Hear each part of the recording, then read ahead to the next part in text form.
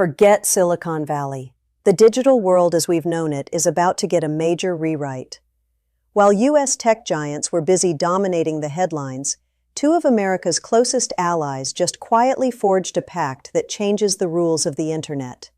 This isn't just another boring trade deal. This is the playbook for a new kind of digital empire, and it's aimed squarely at the heart of American tech supremacy.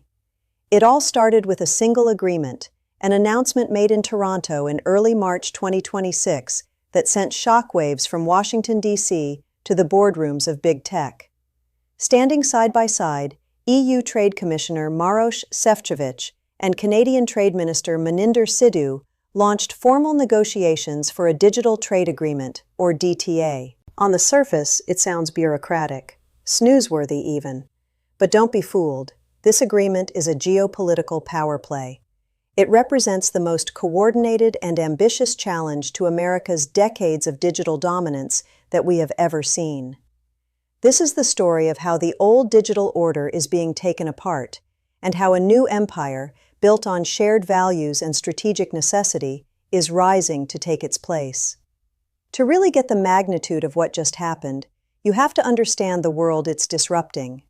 For the last 30 years, we've basically lived in a unipolar digital world.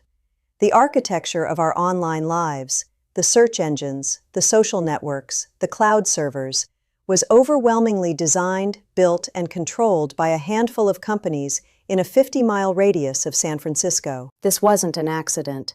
It was the result of American ingenuity, a fire hose of venture capital, and a government that mostly stayed out of the way. It created staggering wealth and innovations that genuinely changed the world. But this focus of power also created a huge structural problem for everyone else. For countries in Europe and for neighbors like Canada, this wasn't just about economics, it was about sovereignty.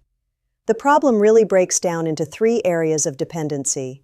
First, you have economic dependency. European cloud computing is the perfect example. Nearly 70% of the market is controlled by just three American companies: Amazon, Microsoft, and Google. Meanwhile, the EU's largest homegrown cloud providers hold a mere 2% each of their own market. This means a river of cash generated in Europe flows directly back to the United States. For businesses in Europe and Canada, it felt like playing on a field that was permanently tilted. Second, there's the data and privacy issue.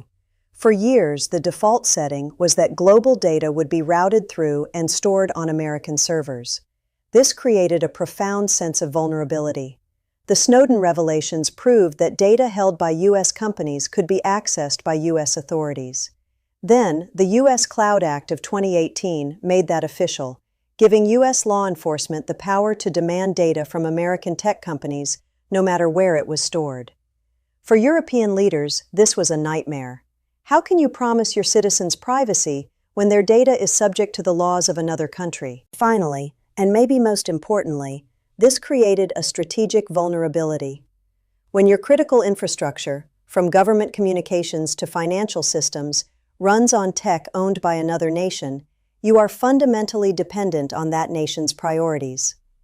The old assumption was that American leadership and the stability of its allies were the same thing. But in a world of growing political unpredictability, that started to look less like a guarantee and more like a high-stakes gamble. The reliance on foreign companies for digital technologies was no longer seen as a convenience, but as a critical threat to what Europe started calling its digital sovereignty. This was the old world, a digital landscape defined by a single, dominant power. A world of incredible innovation, sure, but also one of deep-seated dependencies and growing anxiety. It was a world that was becoming unstable, and the cracks were starting to show. The alliance forged in Toronto didn't just happen overnight. It was the result of a decade of growing frustration and regulatory battles that made it clear the status quo couldn't last. The first major tremor was regulatory. In 2018, the EU fired a warning shot called the General Data Protection Regulation, or GDPR. For the first time, a major global power set strict rules on how personal data could be handled, backed by the threat of massive fines, up to 4% of a company's global revenue. For Silicon Valley, this was a bombshell. Suddenly, they had to redesign their systems to comply with a foreign rulebook. But GDPR was just the start. It was followed by the Digital Services Act, DSA, and the Digital Markets Act, DMA. These were the EU's direct answer to the power of big tech. The DSA forced platforms to get serious about illegal content and disinformation. The DMA went even further, labeling the biggest companies gatekeepers and hitting them with a list of rules designed to pry open their walled gardens. No more favoring your own services. No more preventing users from uninstalling preloaded apps. This was Europe changing the rules of the game. Instead of trying to build its own Google or Facebook, it was using its biggest weapon, its huge, unified market of 450 million consumers, to bend the existing giants to its will. This strategy became known as the Brussels effect. When the EU makes a rule, it often becomes the global standard. While Europe was building its regulatory fortress, Canada was getting nervous. Tied to the US geographically and economically, Canada was caught in the middle. When Ottawa tried to tax the revenue of tech giants, it was met with sharp threats from Washington. At the same time, Canada was struggling to keep up with the EU's privacy laws, which threatened the smooth flow of data that Canadian businesses relied on. Pulled in two different directions, Canada needed a third option. The conclusion in both Brussels and Ottawa was the same. Being dependent on a single foreign power for the core infrastructure of modern life was a massive strategic liability. The legal chaos, the economic dominance, and the political friction created the perfect storm for a new alliance. The old world wasn't working anymore. It was time to design a new one. And that brings us back to that meeting in Toronto in early March 2026. The launch of negotiations for the EU-Canada Digital Trade Agreement wasn't just a minor update to their existing trade deal. It was the formal start of a new digital bloc. This DTA is the blueprint for a Brussels-Ottawa consensus, designed to be the real alternative to the Silicon Valley model. Here's why it's a game changer. By combining the EU's colossal regulatory market with Canada's advanced economy, they've created a digital zone with enough scale to set its own rules. This effort builds on the EU-Canada Digital Partnership, signed back in 2023, but aims to turn shared goals into hard, binding law. The negotiations are focused on a few key areas that are meant to become the pillars of this new digital space. First, a new rulebook for data. The main goal is to end the chaos around data. The deal aims to ban data localization rules, so companies won't have to build expensive data centers in every country. But, and this is the key, the free flow of data will depend on upholding high privacy standards, basically making the EU's GDPR the gold standard for the whole bloc. It also forbids governments from demanding access to source code, protecting companies' intellectual property. It's a balance, open for business, but on non-negotiable terms that respect people's rights. Second is the creation of a this, is about making digital trade as easy as physical trade. The DTA plans to establish legally binding rules for e-signatures and electronic contracts across the entire EU-Canada zone, and permanently ban customs duties on electronic transmissions.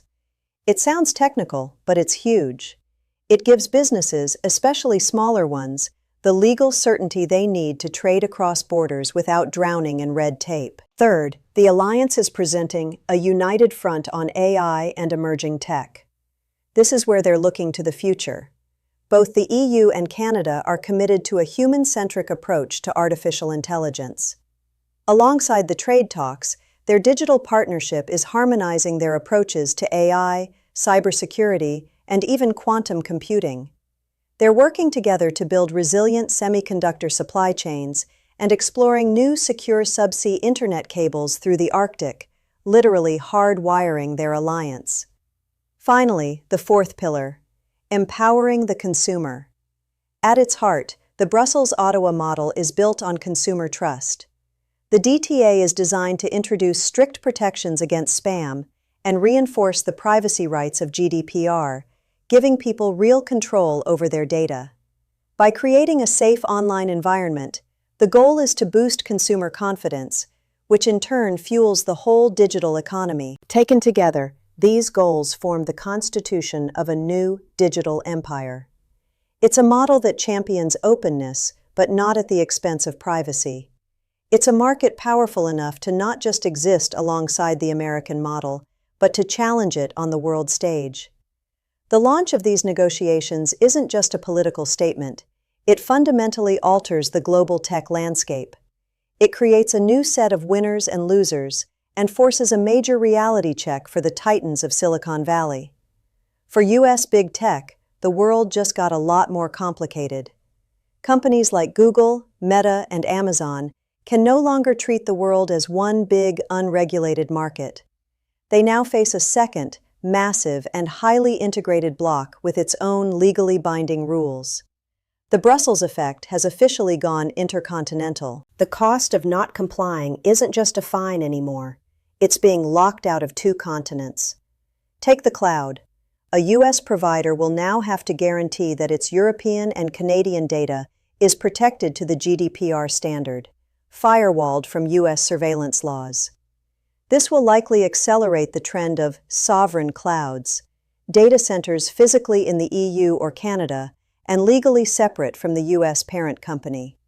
The era of a one-size-fits-all global strategy is over. This new alliance also reshapes innovation and investment. It creates huge opportunities for businesses inside the EU and Canada. A Canadian AI startup can now build its tech knowing it can scale seamlessly into the massive European market. We're already seeing tangible benefits. An agreement making it easier for Canadian architects to work in the EU's trillion-dollar construction market was announced right alongside the DTA talks, showing how deep this cooperation goes. We're likely to see a surge in transatlantic investment in areas like clean tech, quantum computing, and digital health. More broadly, this alliance establishes a powerful third way in the global digital debate.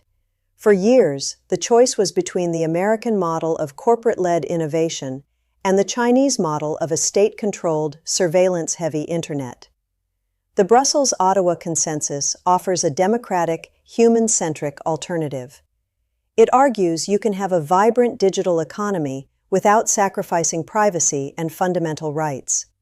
This model will be incredibly attractive to other democracies like Japan, South Korea, and Singapore, which have already signed similar digital partnerships with the EU.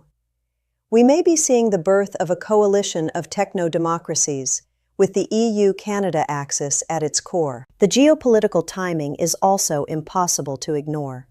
The fact that Canada is making this move amid reports of souring relations with Washington is no coincidence. It's a deliberate act of strategic diversification by Canada, a clear signal it's choosing Europe. For the EU, it's a huge win in its quest for strategic autonomy, proving it can forge powerful global alliances. This new digital empire isn't about building walls, it's about setting standards, and in doing so, it has ended the era of a single, undisputed superpower online. What we're witnessing is more than a trade pact, it's a quiet revolution. The handshake in Toronto represents the biggest redrawing of the digital map in a generation. For years, the world operated under the assumption of Silicon Valley's untouchable supremacy. That era? It's over. The EU and Canada haven't just built a bridge, they've laid the foundation for a new kind of empire, one built not on territory, but on a shared code of digital law. By uniting their markets, they've created a force with enough gravity to pull the global digital economy into its orbit.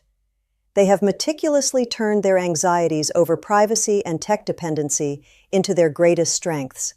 They have effectively weaponized regulation, turning legal frameworks like GDPR and the DMA into powerful geopolitical tools. They have created a coherent, attractive alternative to the models offered by both the US and China, establishing a blueprint for a digital future that aligns with democratic values. This is a deliberate move to shift the global balance of power. It's a declaration that the rules of the internet will no longer be written just by a handful of companies in California, but by a coalition of democracies acting together. The impact on American tech will be immense, and the opportunities for innovators inside the new bloc will be transformative. This isn't some far-off future, it's the new reality. The new digital empire is here. It changes everything, and the world of technology will never be the same. The rise of this new alliance raises a critical question for the future of the Internet and for the tech giants that have shaped it for so long. So, I want to pose this question to you in the comments below. Which American tech giant do you think is the most vulnerable to this new EU-Canada digital empire? And which one is best positioned to adapt and survive? Is it Meta, whose business model is predicated on data collection? Is it Apple, with its tightly controlled ecosystem?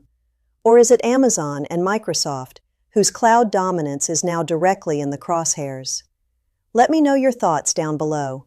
And if you want to stay ahead of the curve on the geopolitical shifts that are reshaping our world, make sure to subscribe and hit that notification bell. We're just scratching the surface.